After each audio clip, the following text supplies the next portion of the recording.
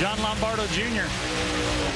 That's an Napa Pro Series car you see on the left side of your screen. On the right side, that is Sean O'Bannon. These are the two best cars from a performance standpoint that we saw yesterday.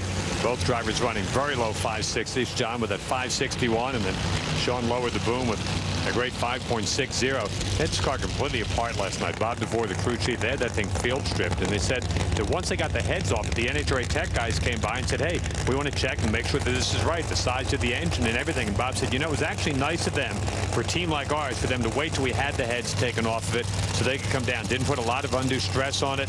They're back there putting new pistons in the race car and ready to go because they know they have to be. Sean O'Bannon's car is just absolutely solid here. The Forest River team, he's won in the alcohol dragster, he's won in the alcohol funny car category. But I will say the same thing I said earlier in the round, that this track is so different today. We just saw what the Gasparrelli family did. You got this car wired up a little bit too high on the track today. You might not expect the amount of traction it's going to provide. You're going to shake the tires. Alcohol funny car pedal fest, perhaps. We got two big horsepower cars here.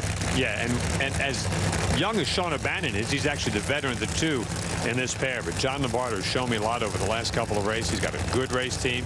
He's shown a lot in bringing Bob DeVore on to tune that race car. But yes, if you see somebody out here come out, and it's actually weak shake is what it is. You don't have enough power to turn the tires on the racetrack. That's the reference we heard just a few moments ago from Doug Gordon.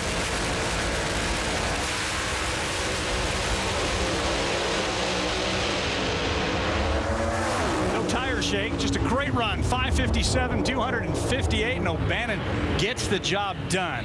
As advertised, the two best cars from a performance standpoint, they do not disappoint. And Sean O'Bannon first dip into the 550s, 557. That's a pretty good looking run right there. I mean, I didn't see a whole lot that went wrong with that. Let's go down to the end of the racetrack again, and Lauren. Steve, everyone treats a bye run differently. What did you do coming out here making this pass?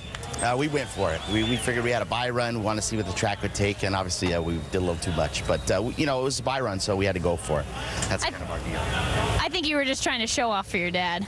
Ryan, back. Hey, why not? Anytime you get dad on the property, you got to make sure you meet his approval. Yeah, one of the great veterans, and we've mentioned a couple times this year that he was not here because of health reasons. Flew in Friday night, and watching the kid do pretty good. Take a look at your pairings for the next round. Sean O'Bannon picks his lane in that matchup. Then it will be Ken Webster. We're now already to the semifinals here at the Northwest Nationals.